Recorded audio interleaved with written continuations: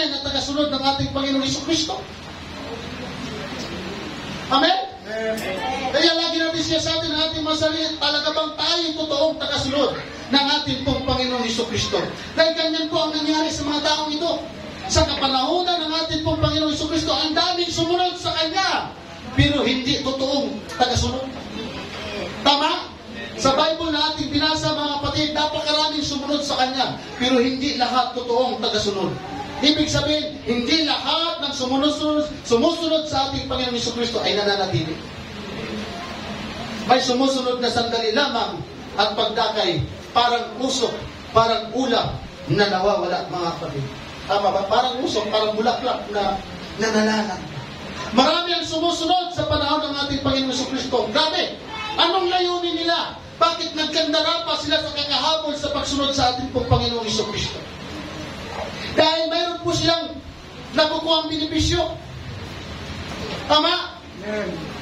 Grabe! Pagkatapos ng chapter 6, chapter 5, nung pinakain yung 5,000 ng ating pong Panginoon, grabe gulat sila. 5 pirasong tinapay, 2 isda. Ito yung hinahanap natin. Hindi na natin kailangan magtrabaho. Sumunod ka lang sa Kanya, makakakain ka na. Kaya kahit saan magpunta ang ating Panginoon Isus, sunod sila ng sunod dahil meron silang pakinabang, makakakain sila. Pero nung nangaral ng ating Panginoon tungkol sa spiritual nourishment, nagkandawala sila. Sabi mo sa ito kami, nawa sa susunod na linggo kung mawawala. Kasi po, ang nakakalungkot sa tagpong ito, kung babasahin natin, mga kapatid, masakit na katotohanan ito. Amen? Nakita nila ang himala. Nakaranas sila ng himala. Nakaranas sila ng kagalingan. Nakita nila ang Panginoon paano lumakad sa ibabaw ng tubig. Nakita nila ang Panginoon kung paano nagpakain ng maraming tao. Marahil yung iba hindi lang nakatabi sa pagbubuo ang Panginoon. Marahil yung iba nakamayan pa nila ang ating pong Panginoon Jesucristo. Excited sila, masaya sila. Pero nangaral ang ating Panginoon tungkol sa mga bagay na nakalangit. Isa-isa silang tumalikod. Nagsumigaw, grabe! Di ba grabe nakita nila ang ating Panginoong Jesucristo ng personal? Kung mayroon man magpapatunay kung sino ang ating Panginoong Jesucristo, number 1 na sila ang magpapatunay. Tayo nga, kung tanongin natin, patunayan mo nga kung sino si Kristo, paano kaya natin patunayan? Hindi natin siya nakita. Hindi siya natin nakausap ng personal. Hindi natin siya nakasama. Hindi natin nasaksiyan yung kanyang mga himala, ang kanyang ginawa. Amen. Mga kapatid, kaya natin tindigan kung sino si Kristo. Napakabalag ng mga taong ito. Kung tayo tatanungin, sino ba si Kristo? Tayo magaling tumalon, tayo magaling magpuri, tayo magaling sumayaw, tayo magaling umawit. Pag tinanong tayo, sino si Kristo?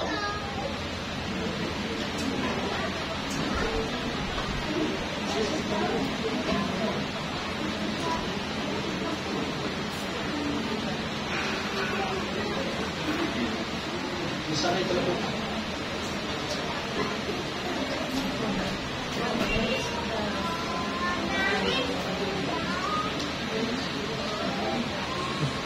Human error, or technology error. Pag tinanong ba tayo sino si Kristo?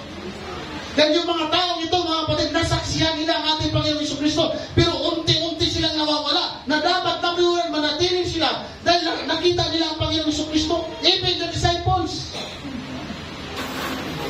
Kaya pala, maraming mga Kristiyano ngayon sa bansang Pilipinas, hindi lamang sa bansang Pilipinas, na unti-unting nawawala sa ating pong Panginoon. Bakit? Yung mga tao nga na nakasaksi ng personal tumalikod, tayo pa kaya yung hindi tumalikod?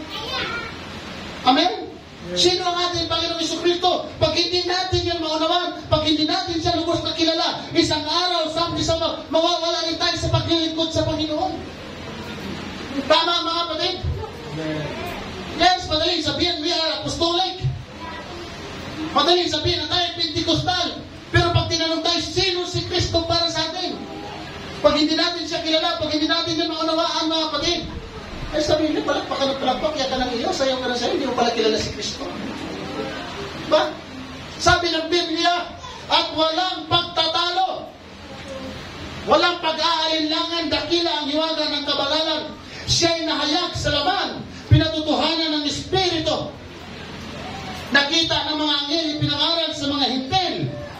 Sinampalatayanan sa sanglibutan, tinanggap sa itaas, sa kaluwalhatian. Sa English, and without controversy, great is the mystery of godliness. God was manifest in the flesh.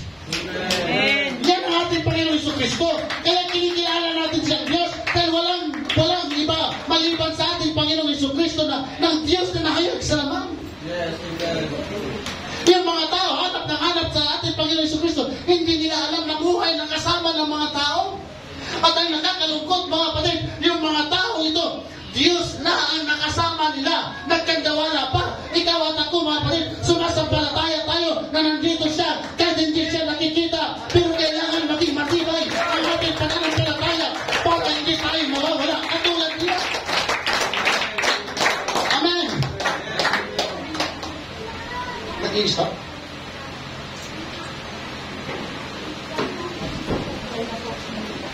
Yan, Romans chapter 5, chapter 9. Sa kanila ang mga magulang at sa kanila mula ang Kristo ayon sa laman na siyang nasa ibabaw ng lahat. Diyos na! Sino si Kristo? Diyos na pinagpapala magpakailan pa man. Yung Kristo na sinamba mo, yung Kristo na sinamba ko, Diyos, mga kapatid, magpakailan man mula noon hanggang ngayon. Wala pa ang langit at lupa, nandoon siya.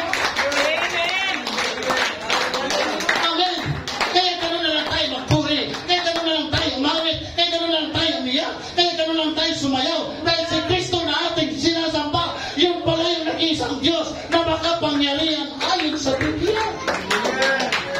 Palagpakan natin ang ating Panginoon. Diba?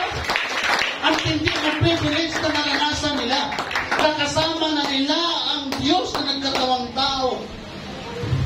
Siguro kung tayo ang makakita noon, mga kapatid, ano kaya ang reaksyon natin? Ano kaya ang gagawin natin? Kung sa time na yun tayo ang nandoon, kasama na natin ang hari ng mga hari, kasama na natin ang Panginoon ng Panginoon, kasama na natin yung Savior, kasama na natin yung Redeemer, yung King of Kings, iiwan kaya natin siya? Kung yung experience na naranasan nila, tayo ang naka-experience no? Pagkain natin 5 pirasong isda, ang dami pang natira. Ano kaya ang gagawin natin? Iiwanan natin si Kristo, hindi? Hindi po. Mga kapatid, grabe yung pribilehiyo na yun. Yung pribilehiyo na yun ay hindi naging garantisado para hindi nila iwan ang ating pong Panginoong Jesucristo. Iniwan nila ang Panginoon hindi dahil sa mga himala. Iniwan nila ang Panginoon hindi dahil sa mga pagkain. Iniwan nila ang Panginoong Hesus sa pangangaral ng Word of God. Bakit? Kasi hindi nila naunawaan eh. Sabi kasi ng Panginoon nung sinangaral na, kakainin ninyo ang aking laman at iinumin ninyo ang aking dugo. Pag hindi mo maunawaan yan, aalis ka. Aba, magiging cannibal pala ako pag naging Pentecostal ako. Di ba, Brother Gilbert? Yun yung buong context ng chapter 6. Nangaral kasi natin Panginoon dyan. Kakainin ninyo ang aking laman at iinumin ninyo ang aking dugo. Oh, ang tawag nun, di ba, cannibal? Kaya pag hindi mo maunawaan yan, ba? Ano pala klase ng Pentecostal? Kumakain. Diba sabi ng Panginoon, kakainin ninyo ang aking laman at iinumin ninyo ang aking dugo? Hindi po yung literal na laman. Hindi po yung literal na dugo. Kaya maraming natisod sa Kanya. Yung mga Hudyo, number 1 yung kumahabol sa ating Panginoon, yung nagihimala. Kasi alam ng mga Hudyo na yung mga propeta talaga ay pinanggagalingan ng mga miracles. Tama? Sa Old Testament, mga propeta naman. Ang ginamit ng Diyos para magkaroon ng mga himala. Pero sa bagong tipan, nung nagkatawang tao ating Panginoon Jesucristo, yung mga Hudyo, sumusunod sa Kanya. Pero nung marinig nila na mangaral ang ating Panginoon, nakakainin ninyo ang aking laman at dugo, nangatisod sila ng birwan. Bakit? Labag kasi sa kautusan ni Moises ang pagkain ng dugo. Tama? Labag kasi sa batas ni Moises eh. Sabi nila, itong taong to, mali ang aral nito. Kaya ipako siya sa cross. Sabi sa kasulatan ni Moises, bawal kumain ng dugo. Tapos ngayon, iinom tayo ng dugo. Tapos dugo pa niya. Ang tinutukoy po ng Panginoon, mga kapatid, ay salita niya at ang Espiritu ng ating pong Panginoon. Oh, to God be the glory. Hallelujah! Yung mga tao nagkadarapa sa paghabol ng ating Panginoong Jesucristo, pero humabol lang sila dahil meron silang pakinabang pero wala silang commitment. Mga kapatid, hindi po pwedeng tumanggap tayo sa ating Panginoon at paglingkod na wala tayong commitment. Amen? Para lang tayo mga nasa social media. Di ba yung mga celebrities? Ang dami mga followers. Pero hindi kilala ng celebrity kung sino yung mga followers nila. At ang nakakalungkot, yung mga celebrity, kumikita pa sa mga followers. Tama? Pero ang ating Panginoong Jesucristo, mga kapatid, sumusunod ka man sa Kanya at hindi, kilala ka. At kapag sumusunod ka sa Kanya, hindi siya ang pagpapalain. Tayo ang pagpapalain ng ating pong Panginoon. Tama? Amen. Palapakin natin siya. Kaya kung mayroon tayo na birong makili, nakikita naman tayo, hindi mga celebrities, kundi ang Diyos na ating pong pinaglilingkuran. Kaya mga celebrity ang nakikinabang sa tao. Pero pag sa Diyos ka susunod, tayo ang makikinabang, mga kapatid ko. Amen. Hindi po tayo Kristiyano nang dahil sa mga himala. Kristiyano tayo dahil sa ating Panginoong Jesucristo.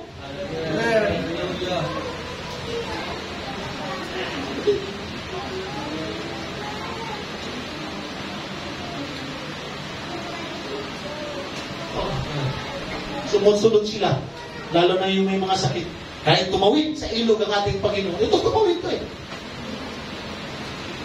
Sa Galilee, sa Tiberias. Sunod sila. Tangka sila. Para lang maambunan sila ng himala ng kagalingan ng kanilang sakit. Sumunod sila dahil nakita nila ang himala ng ating Panginoong Jesucristo. Ikaw at ako, tanongin ko kayo mga kapatid, bakit kayo sumunod sa Panginoon?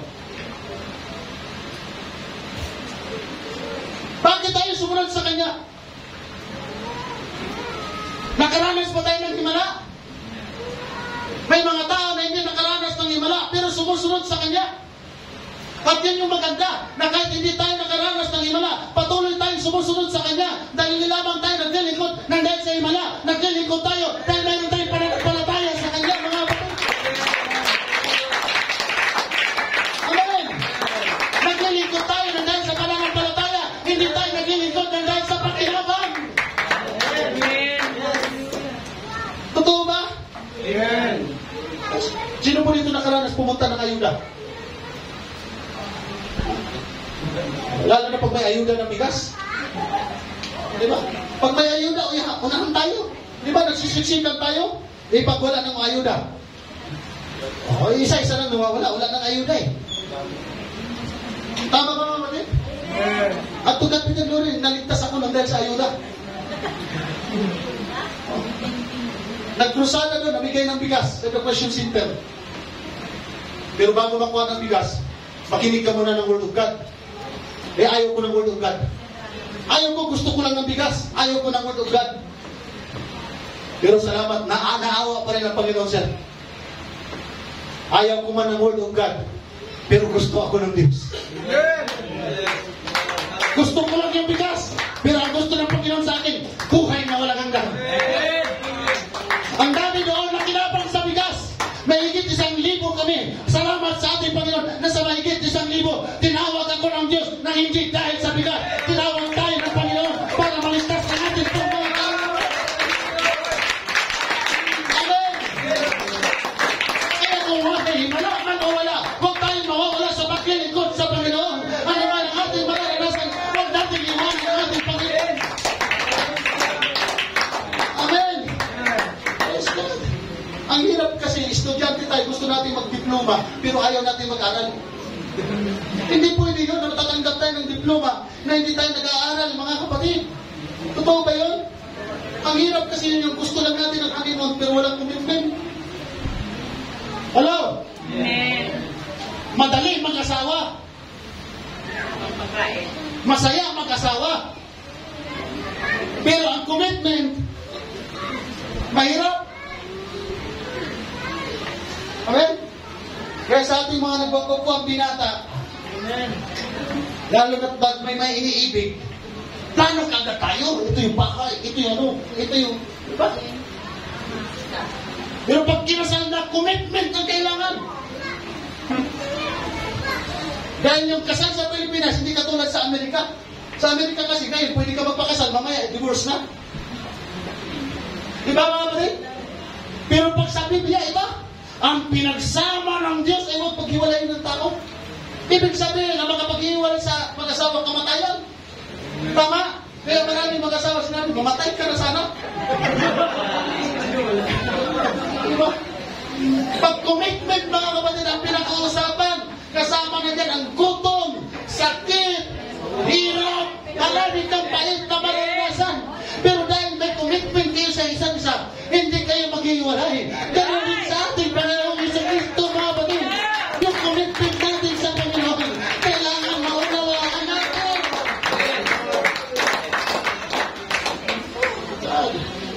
Kaya yung mga taong hinahanap lang ang himala, nang biruang nawawala sa simbahan. Yung mga taong ito, himala ang hinahanap nila sa Panginoon. Gusto lang nila ng himala. Ayaw ng pananampalataya. Kaya iniwan nila ang ating pong Panginoong Jesucristo. Kaya nga po, mahirap pa talagang maglingkod sa Diyos. Mahirap pa talagang maging Kristiyano. Yes, mahirap. Kaya nasabi ng Matthew chapter 11 come unto me.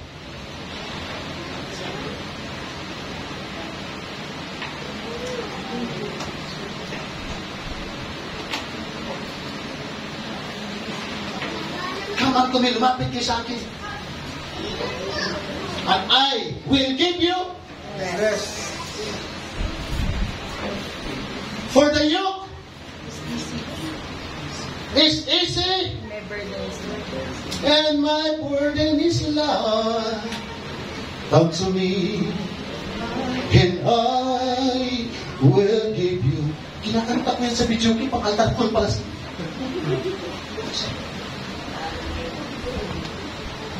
Yung pamatok, yung yoke, o sa Bisaya pa yugo. Yung yugo mga kapatid, pag mayroon kanyan, sa panahon ng Mesopotamia, sa panahon ng mga Chinese dynasty, ng Roman Emperor, yung yugo mga kapatid, yung yoke ay simbolo ng kaapihan. Simbolo ng paghihirap. Kaya pag natalo ka sa gira noon, padadaanin ka sa yoke. Ibig sabihin, pag dumaan ka sa yoke, under ka na. Susunod ka na kung anong kagustuhan ng bansa na sumakop sa iyo.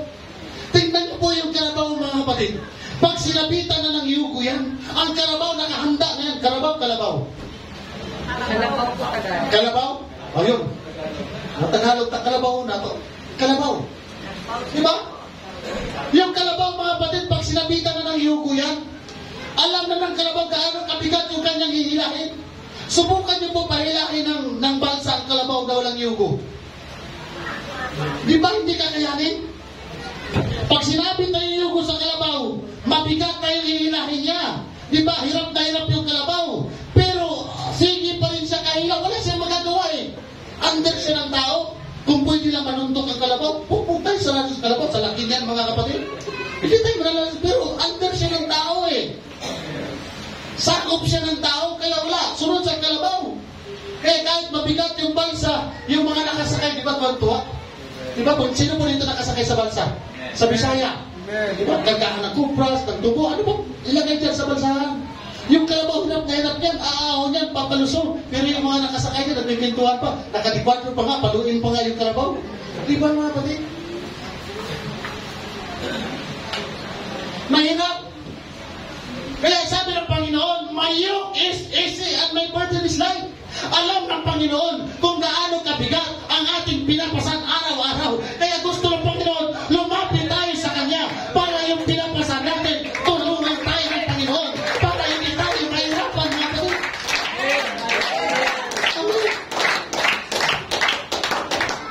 Yung isa tao sa Bisaya, pasang-pasan ng kupra. Igihupa. Payak. May sakit sa baga. Hinihingal, pasan. Nadaanan ngayon ng kalabaw na may bansa. Nong, gihutoy na magkagpasanong sakay ka nung. Pasakay sa kalabaw. Tuwan-tuwa yung matanda. Nung nakasakay na sa kalabaw, abante, taka yung nakasakay sa kalabaw. Yung piloto ng kalabaw. Sige naman niya po kukunis manong. Ay, nakasakay na lagi pa rin inubo. Tapos nung paglingon niya, nakasakay na sa bansa, pasag-pasag pa rin yung sako. Nasa loob kasi ng bansa, pasag-pasag pa rin yung sako. Sabi nung sa driver ng kalabaw, nung kaya kita pinasakay, para yung karga mo, ilagay mo na sa bansa. Mahirap kaya, butuyon ka talaga dyan. Kasi nakasakay ka na, pinagpasan mo pa yung bigat mo. Nakuha niyo yung logic, mga kapatid. Kaya tayo nagsisimba dahil yung bigat na ating dinadala, ibigay natin sa Panginoon. Yung problema natin, hanggang sa loob sa Diyos, huwag na natin kasarin. Kaya minsan mahirap tayo magpuri. Kaya minsan mahirap tayo sumayaw. Kaya minsan mahirap tayo bumabalapat. Kasi natin pa rin natin yung bigat. Ngayon, mga kapatid, kung ano ba yung dinadala natin, ibigay natin sa atin itong Panginoon. Ipakatiwala natin sa Kanya. Para makapagpuri tayo ng tulong. Oh, hallelujah! Hallelujah! Kaya po, nakakalungkot yung tagpong ito. Yung crowd mentality ng mga tao na sumunod nung time na yun sa panahon ng ating pong Panginoon Hesus Kristo. Ang lungkot ng kasaysayan, parang sa basketball ba? Pag champion ka, ang daming fans. Ang daming pumapalakpak sa'yo. Pero pag talo ka, yung dating fans mo wala, malipat doon sa isa. Ganyan din yung mga tao ito. Sumusunod sa atin pong Panginoon Hesus Kristo. Sa Pilipinas, pag may pulis, alerto Pilipino. Uy, huwag ka tayong tumuwi. May pulis. Pero pag walang pulis, hala, karipas, hala. Kahit jogging na. Kaya ang daming namamatay sa bawal tumawid eh. Bawal tumawid. Dahil nakakamatay. Bawal na lang tumawid pa rin. Mas maganda, palitan na lang yun sir. Pag tumawid ka, papatayin kita. Palagay ko siguro, walang tatawid. Kasi yung bawal tumawid, nakakamatay. Daming tumatawid. Pero pag tumawid ka, papatayin ka, siguro hindi ka natatawid. Oh, hallelujah! Amen. Goodbye, say praise the Lord! Praise the Lord! Sino ang sumusunod dito sa ating Panginoon na kahit hindi siya nakakakita, kahit hindi nakakita ng himala, kahit hindi nakaranas ng himala, ay hindi iiwan ang ating Panginoon Hesus Kristo. Yun yung hinahanap ng Diyos, mga kapatid. Yun yung hinahanap ng Kristiyawa ng ating Panginoon na kahit hindi natin siya nakikita, kahit wala tayong himala na naranasan, pero tuloy pa rin tayo sa paglilingkod sa ating Panginoon. Ayan. Pinalintulad tayo sa isang sundalo. At napagaganda sa isang sundalo na hindi mo iiwan ang general. Amen? Kaya yung general, mga kapatid, pastor na may kira, handang mamatay talaga mga general. Napakasarap pakinggan dyan. Sige lang, Pastor Junari. Kung may malaki man tayong simbahan o wala, tuloy lang tayo sa paglilingkod sa Panginoon. Pagka naubos pa yung buhok natin, Pastor. Hindi mo kasi laki ng simbahan nila yung simbahan natin. Hindi ba tayo kasi yaman nila. Basta tuloy tayo sa Panginoon, Pastor. Kahit walang imala, Pastor Junari. Pupunta kami sa prayer meeting. Alam niyo po, yung kung mayroon mga anak dito, na pinapagalitan kayo ng inyong mga magulang dahil sumamba kayo sa Panginoon, mabuti ang inyong ginagawa. Hindi yung paglabag sa inyong mga magulang. Pero alam natin, mga kapatid, na ikabubuti natin yan. Amen. Amen? Dahil lahat tayo na naglilingkod sa Panginoon, hindi tayo mapapasama. Yes, amen. At lagi nating tatandaan, ang paglilingkod natin sa Panginoon, hindi by one tip one. Hello? Amen. Hindi ba yung tikwan? Yung ating pagiging Kristiyano. Itong mga taong ito, sumunod lang sa Panginoon dahil sa promo. Sumunod sila dahil sa mga pagpapala. Sumunod sila dahil sa himala. Pero yung dumating na yung commitment, mga panin, nung hinanapan na sila ng commitment ng ating Panginoon, umatras na. Oh, hallelujah. Sino po dito nakaranas ng alay lakad? Yung ginagawa yung iba, alay takbo. Alay lakad na nga, tinakbo. Kaya mas pabilis sumurinder, yung tumatakbo. Alay lakad lang. Pero habang nasa lahat ng alalakad kung nakaranas kayo niyan mga kapatid, napakarami niyan, excited. Habang hindi pa nag-umpisa niyan, ang saya. Saya. Holy Ghost na yan. Pero habang naglalakad na, mayroon ng unti-unting nawawala. Dahil sumasakit na ang paa. Yung iba, hindi na po nakakarating sa finish line. Ganyan din po ang maraming tao sa buong mundo. Masaya lang sa una, pero nung nagkaroon na ng problema, hindi na nakarating sa dulo. Huwag natin silang gayahin, mga kapatid. May pagsubok talaga sa isang Kristiyano. Mayroon talagang sakit na mararanasan tayo. Pero hanggang wala pa tayo sa langit, mga kapatid, isipin na natin na marami tayong bigat na haharapin. Pero sige lang, kasama naman natin sa paglalakad ang ating Panginoong Jesucristo. Amen! Madaling mag-enroll, pero mahirap magtapos. Mag-enroll ka isang buwan, okay yan, para makapasok ka sa school. Pero yung pag nag-aral ka na, araw at gabi na nag-aaral, engineer Jover, di ba? Magsusunog ka na ng kilay, magpupuyak ka. Kaya yung iba hindi nakatapos, gusto lagi lang mag-enroll. May kakilala ko yun eh. Gusto mag-enroll pag nag-aral na hindi na nakapagtapos mga kapatid. Hindi ganun. Pag tinanggap natin ang ating Panginoong Jesucristo, huwag na huwag tayong pumayag na pagtatawanan tayo ng demonyo dahil hindi tayo nakarating sa finish line, mga kapatid. Lahat ng pagsubok, gawin nating matibay na pundasyon ng ating pananampalataya na habang sinusubok tayo, lalo tayong pinapalakas, mga kapatid.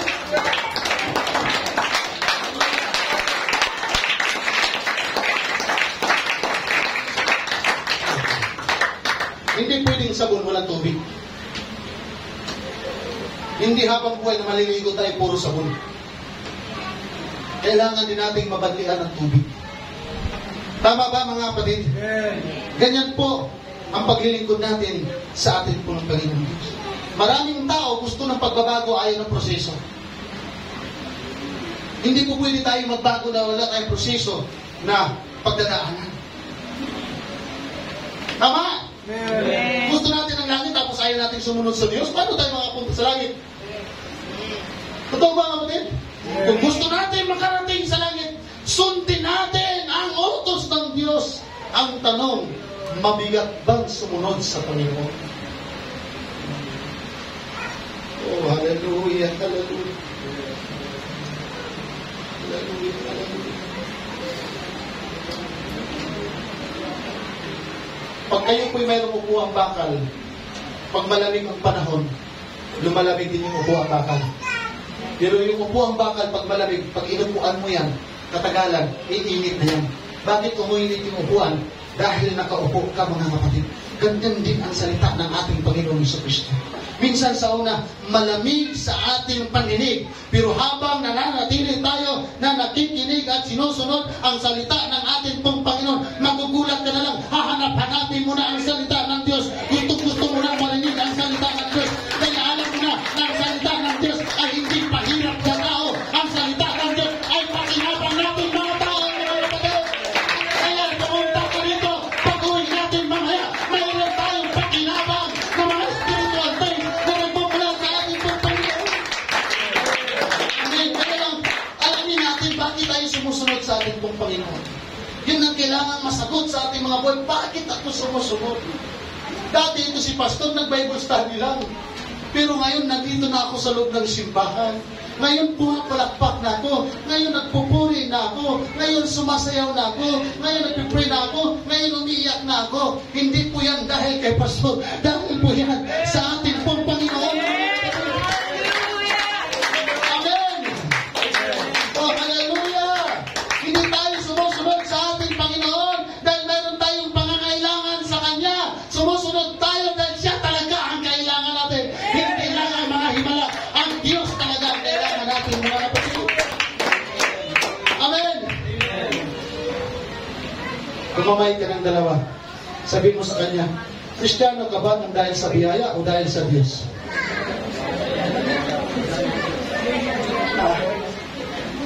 Kapatid, Kristiyano lang ba tayo ng dahil sa biyaya? O Kristiyano tayo ng dahil sa Diyos? Ibig sabihin, kailangan maunawaan natin, kailangan tanggapin po natin yung buong katotohanan na ang tunay na pagsunod, ang tunay na Kristiyano ay hindi lamang tayo tumatanggap ng himala, kundi tumatanggap tayo ng mga masasakit at mga mahirap na aral na nagmumula sa atin po Panginoon. Amen. Dahil ang totoong mananampalataya, ang totoong tagasunod ng ating Panginoon, hindi lamang tayo tagapakinig, sinagawa at sumusunod tayo sa ating pong nagpapakinggan, mga kapatid. Amen. For to God be the glory. Palagpakan natin siya.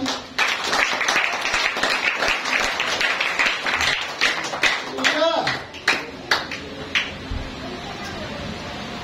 Sabi ko sa ito, tabi, manatili tayo sa Panginoon kahit wala ng himala.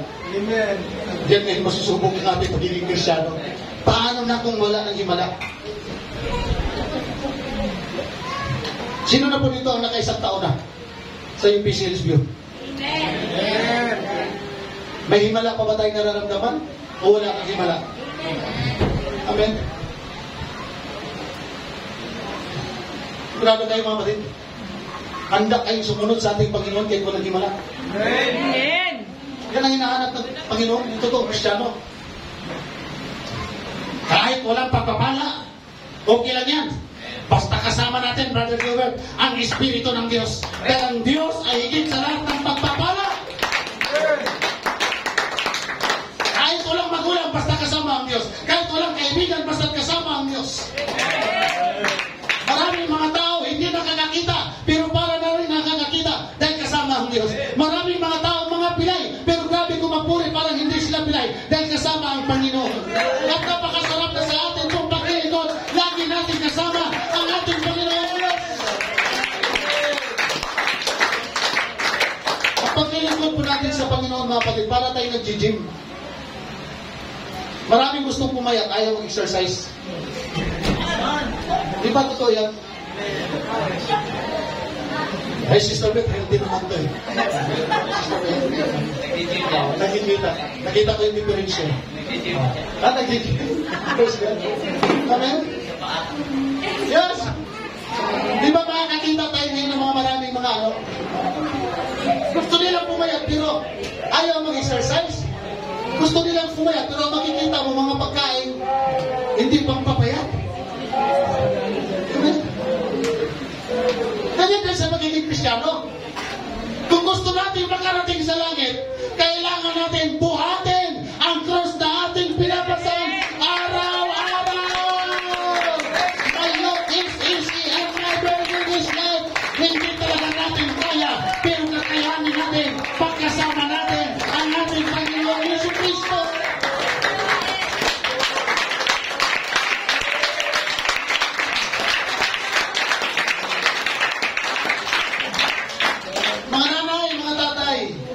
Habang bata pa po yung ating mga anak, ituro na natin sa kanila na hindi lamang sa panahon ng kasaganaan tayo ay naglilingkod sa Panginoon. Sa panahon ng kagipitan, patuloy nating paglingkuran ang ating pong Panginoon.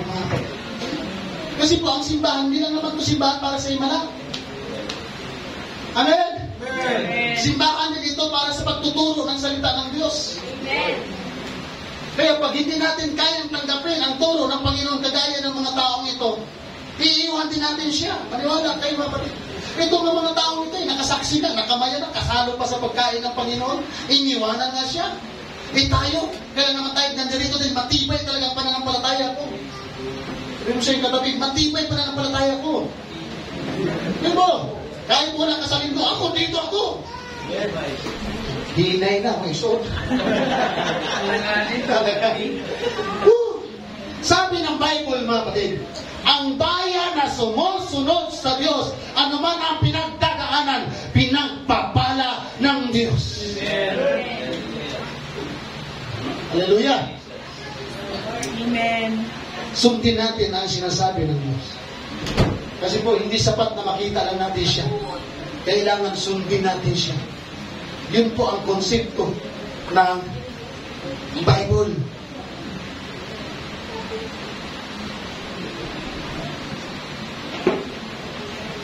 Lahat ng young people magsabing, praise the Lord. Praise the Lord.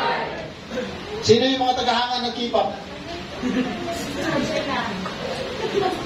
Sino yung mga fans ng Banyaga?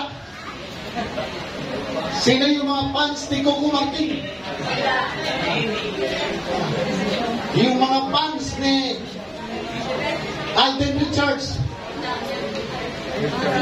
Yung mga fans ni Jungkook? Jungkook ba yun? Mga kapatid, prangkahan po tayo. Pagdating sa paglilingkod sa Panginoon, ang Diyos hindi naghahanap ng fans. Ang hinahanap ng Diyos, yung totoong followers, yung totoong disciples. Yan ang hinahanap ng Diyos. Kaya every time na tayo sa samba, hindi lamang tayo sumisigaw dahil fans tayo. We are a good disciples of Jesus Christ. We are a good servants. We are a good followers. Woo! Palakpakan natin ang ating Panginoon. Hindi tayo fans ng ating Panginoon. We are a disciple of Jesus Christ. Amen. Kaya sabi ng Panginoon kay Pedro, sabi ng Panginoon, O Pedro, nakalisa na, libo-libo yun sila. Ano pang ginagawa mo, Pedro? Alam niyo po, anong sagot ni Pedro? Lord, kanino kami pupunta? Madaling salita, Panginoon Jesucristo, kung iiwan ka namin, kanino kami pupunta? Nasa iyo lang ang buhay na walang hanggan. Kung wala kay Buddha, ang buhay na walang hanggan. Kung wala kay Allah, ang buhay na walang hanggan. Wala sa mga ribulto, ang buhay na walang hanggan. Wala sa religion, ang buhay na walang hanggan. Wala sa mga Hinduism, ang buhay na walang hanggan.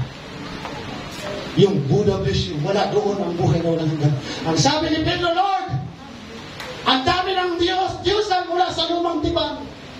Si Astaroth, may Diyos na araw, may Diyos na buwan. Sa lugar ng Atenas, may mga taong sumasamba sa Diyos na hindi kilala. Pero sabi ni Pedro, Lord, hindi kita iiwan, hindi ka namin iiwan, hindi ako aalis sa iyo. Dahil kung aalis ako sa iyo, kanino ako pupunta? Nasa iyo lang ang buhay na walang hanggan. Yan ang dapat natin unawain. Kaya tayo naglilingkod sa ating Panginoon Jesucristo dahil naniniwala tayo na ikaw at ako ay may buhay na walang hanggan. Talagpakan natin siya. Hindi ka ba masaya? Kung nandito ka na sa paglilingkod na 100% yung buhay na walang hanggan. Woo! Lahat sumigaw, grabe! Grabe! Hallelujah, hallelujah. Kapatid, hindi po lahat ng simbahan ang sumusunod. Ang sinusunod ay ang ating Panginoong Jesucristo. Ulitin ko po, hindi lahat ng simbahan na ang mga sumasamba dyan ang sinusunod ng ating Panginoong Jesucristo. At masakit po para sa atin na kung tayo man ay sumasamba sa Panginoon, pero hindi lahat sa ating dito ay sumusunod sa ating pong Panginoong Jesucristo. Lagi po nating isa puso, mga kapatid, na ang paglilingkod natin sa Diyos, hindi lamang pakinabang ang kailangan natin. Hanapin natin ang katotohanan. Amen. Katotohanan. At wala nang ibang katotohanan maliban sa ating pong Panginoong Jesucristo. Amen. Hindi sapat yung hindi sapat yung sumusunod tayo. Manatili talaga tayo, mga kapatid. Hanggang sa huling hininga ng ating buhay, manatili tayo sa paglilingkod sa ating pong Panginoon. Kasi yung mga pigi, maalis yan. Nakatagpo na po kayo ng taong pigi. Pigi ka pala, di ba? Pag pigi, hindi totoo. Di ba?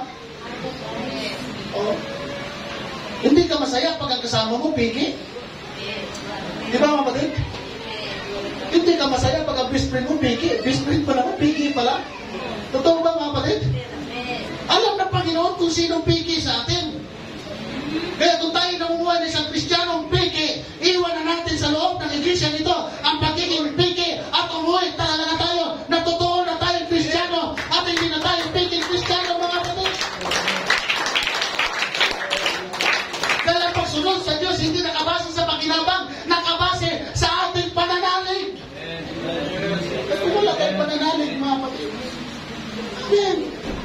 Napakasarap maglingkod sa Panginoon. Yes, 100% may pakinabang. Pero kailangan din ang pananalig. Hello? Amen. Hallelujah.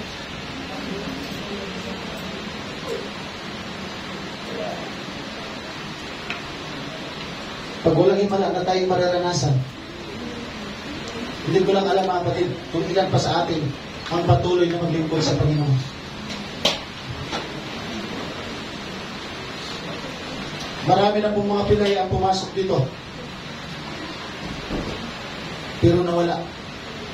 Dahil akala nila pag pumasok sila dito, nawala ang pagiging Pilay nila pag nag-Pentecostal sila. Hindi po Pentecostal ang magpapawala sa Pilay. Hindi po religion ang magpapawala sa magpapagaling sa Pilay. Ang Diyos. Pero kahit mabulag man tayo, mabigay man tayo, mawalan man tayo ng paglasa, mapilay man tayo, pag hindi man tayo nakaalis sa pagkabulag, pagkapilay, mga kapatid, manatili pa rin tayong totoong Kristiyano. Dahil ang totoong Kristiyano, kahit walang himala, patuloy na sasamba at paglilingkod sa ating Panginoon. Yun yung totoong mayroong pananampalataya sa Diyos. Amen! Huwag tayong sumunod dahil masaya lang. Ay, magsimba tayo dyan kasi masaya dyan. Grabe! O, pang Miss Universe yung drummer. O, simba tayo doon kasi ang ganda ng drummer. Simba tayo doon kasi ang gwapo ng drummer. O, simba tayo doon kasi ang saya magsamba doon. Kasi ang gaganda ng mga back-upper. Huwag tayong sumamba dahil sa saya. Amen. Sumamba tayo dahil totoo tayo manaramba, mga kapatid. Hallelujah. Ito ang hinahanap ng Diyos. Huwag tayong sumamba dahil masaya tayo sa loob ng iglesia, dahil maganda yung ating makikita. Sumamba tayo dahil kasama natin ang ating Panginoong Jesucristo. At yun ang importante, mga isunod ko. Amen. Hallelujah. Dahil kilala po ng Diyos kung sino yung tapat sa Kanya. Kahit kaano karami tao. Dahil ang Diyos hindi naghahanap ng marami. Ang hinahanap, totoong mananamba sa Espiritu katotohanan. Palakpakan natin ang ating Panginoong Diyos.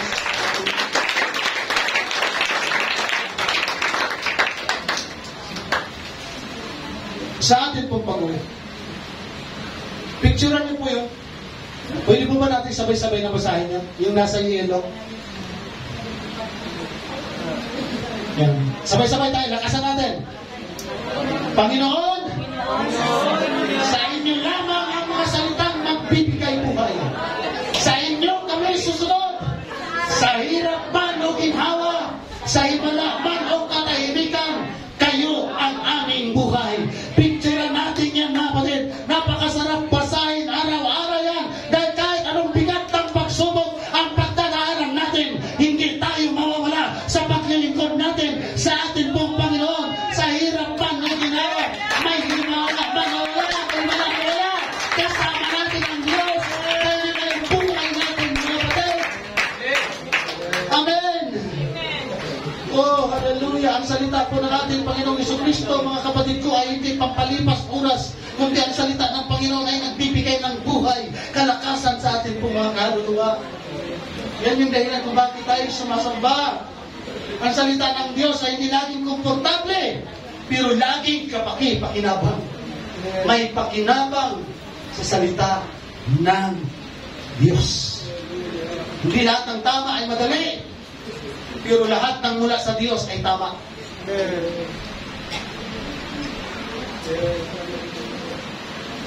Kung pananampalataya ang pag-uusapan natin dito, mga kapatid ko, ang totoong pananampalataya ay hindi lang tayo naniniwala, kundi tayo nagtitiwala. Dahil walang kwenta ang paniniwala kung wala tayong pagtitiwala sa Diyos. Amen? Ang paglilingkod sa Diyos hindi laging masaya, pero laging mahalaga ang paglilingkod sa Panginoon. Amen? Dahil kung hindi natin kayang tanggapin ng buong buo ang ating Panginoong Jesucristo, mga kapatid, hindi tayo tunay na tagasunod. Pag hindi natin siya kayang tanggapin sa ating mga buhay, kung hindi natin siya kayang papasukin sa ating mga puso, hindi tayo totoong tagasunod ng ating pong Panginoong Jesucristo. Si Apostol Pedro, mga kapatid. Nung iniwanan ng ating Panginoong Hesus, yung mga tao na karanas ng himala, bagamat nagkasala si Pedro sa Panginoon dahil nag-deny siya, pero totoong tagasunod si Pedro.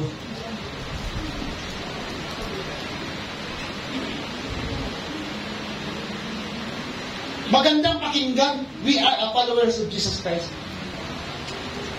Napakaganda sa ating pagdinig that we are a disciple, true disciples of Jesus Christ. Mga kapatid, pag inaral natin yung mga totoong disipulo sa Bible, namatay silang walang kutse, namatay silang walang mga malaking bahay.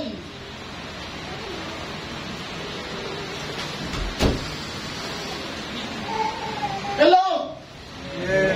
Napakapalad natin. Mayroon tayong 4 wheels, mayroon tayong aircon, masarap ang ating kinakain. Pero yung mga taong ito, mga kapatid, gutom, puyat, pagod, bugbog, hinaampas, kinulong, at sa kauli-uli ang bahagi ng buhay ni Pedro, pinako pa siya nakabaliktad. Yun yung totoong mananampalataya. Kahit nasa bingit na ng kamatayan, ay hindi tumalikod sa ating pong Panginoon. Tayo'y pinagpapala na. Tayo'y pinagaling ng Panginoon. Material things, spiritual things, pinagpala tayo ng ating pong Panginoon. Mga kapatid, tatalikod pa ba tayo sa Kanya? Amen. Mahirap ba talagang maglingkod sa Panginoon? Alamin natin yung sulat ni Juan.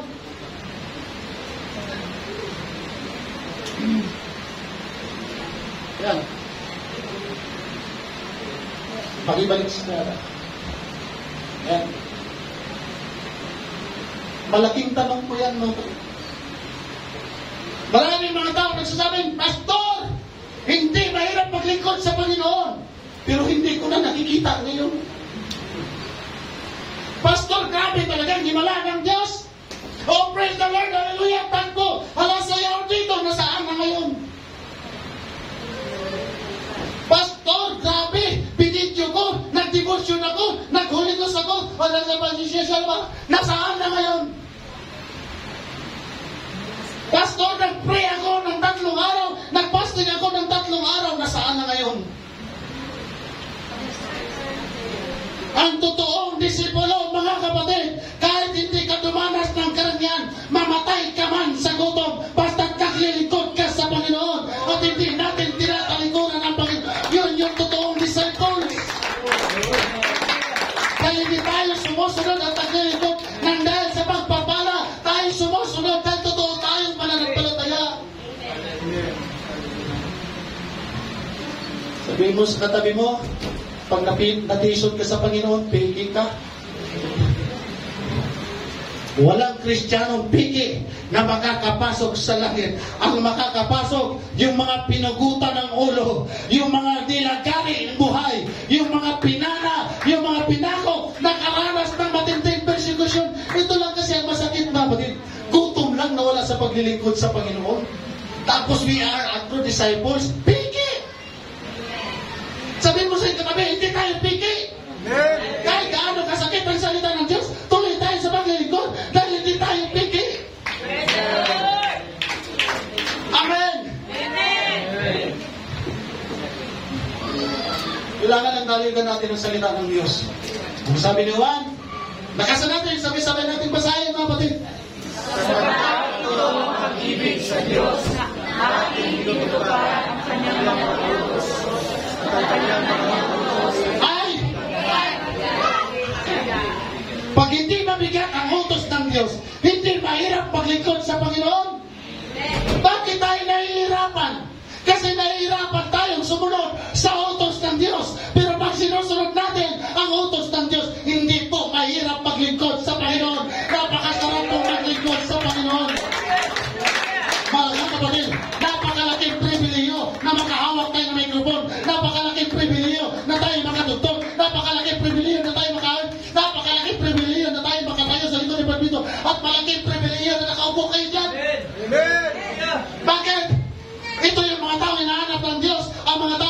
palengke, nasa saan saan, wala doon ang presensya ng Diyos, nasa iyo at sa akin at malaki kung sa mga presidente ito binigay.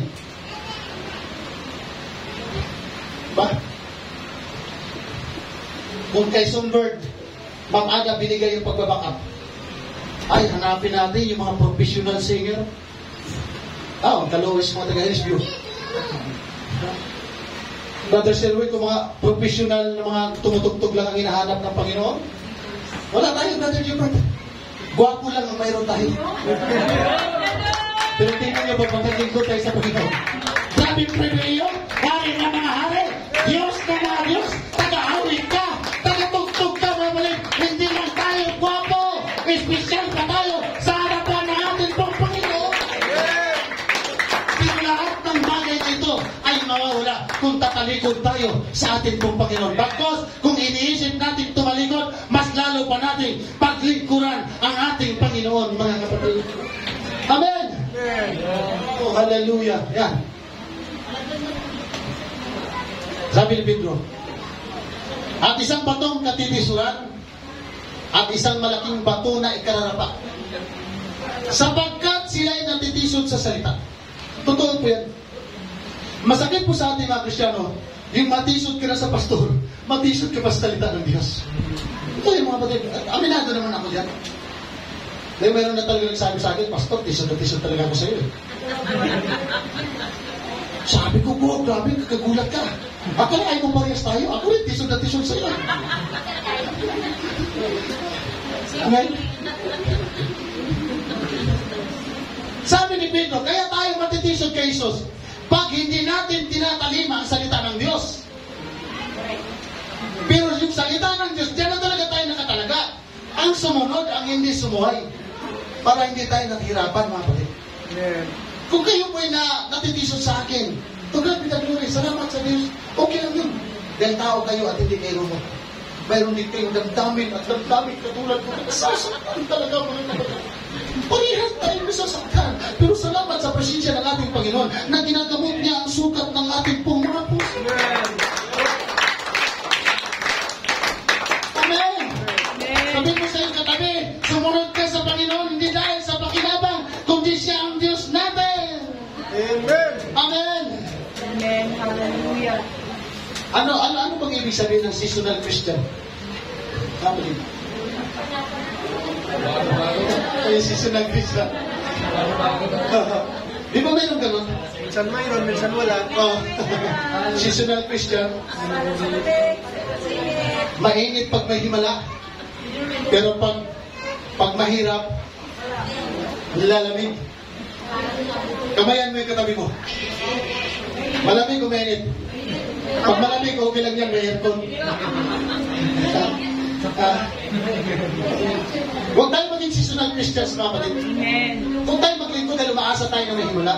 Dahil pag walang himala tayo ipaparanas ang Panginoon, ay tatalikod ka. Pero lagi natin isipin, yung mabuhay ka pagkagising ng isang umaga, himala na po yan ang ating pong Panginoon na dapat natin ipagpasalamat sa Diyos. Amen! Amen. Yes, ang salita po ng Diyos, mga kapatid, ay masakit sa ating mga pandinig. Pag binasa natin yung batas niya isa-isa, pag yun nalabag natin, napakasakit sa pandinig ng ating mga tenga. Pero yung sakit na yun, gamot sa ating mga kaluluwa. Amen. Yung sakit na salita na nagmumula sa Panginoon, gamot po yan para sa ating mga kaluluwa. Amen. Dahil walang kaluluwa, walang mga hospital para sa kaluluwa. Okay? Amen. Wala pong hospital para sa mga kaluluwa. Wala po tayong mabasa mga hospital na maikot sa buong mundo. Di ba mayroong hospital sa sakit sa puso? Ano bang sakit ng kaluluwa?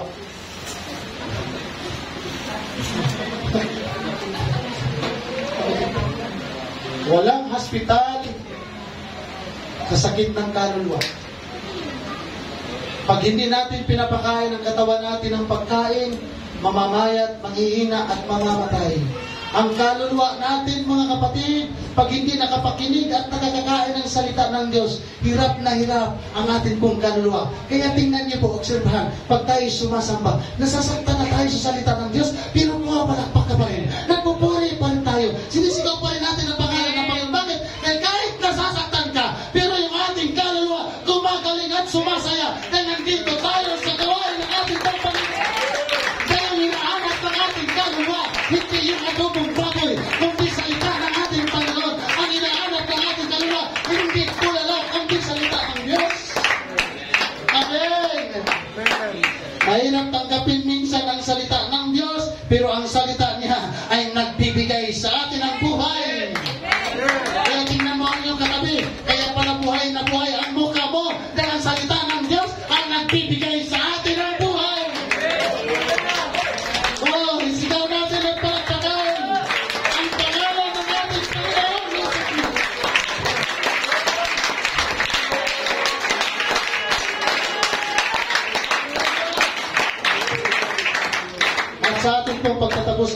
Tayo po'y tumayo.